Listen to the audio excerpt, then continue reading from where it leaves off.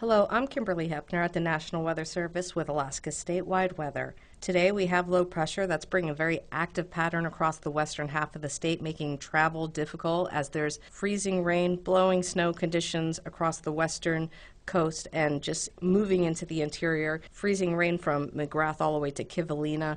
Across the northern tier of the state, we have some snow, reduced visibilities, and blowing snow. Snow along the northwest coast is gusting between 30 to 60 miles per hour at this time. Also, gusty conditions are occurring across the southern tier of the state, where we're seeing some snow changing over to rain across Bristol Bay, and areas across the Alaska Peninsula are all rain and towards the west, towards the eastern Aleutians. So very gusty flow also across south central with Turnagain Arm up to about 70 miles per hour this afternoon. We are seeing some warming trends across all of the southern tier of the state, so we should see mainly rain with these systems during the overnight hours. Snow conditions across the west coast will begin to taper off, with gusty conditions continuing, with snow moving into the Brooks Range and towards the north slope. So expect periods of snow through tonight into the early part of tomorrow for the central interior to the north slope, and we'll also see those gustier winds across the Alaska Range through tomorrow. So look out for high winds gusting up to 65 miles per hour through the Alaska Range.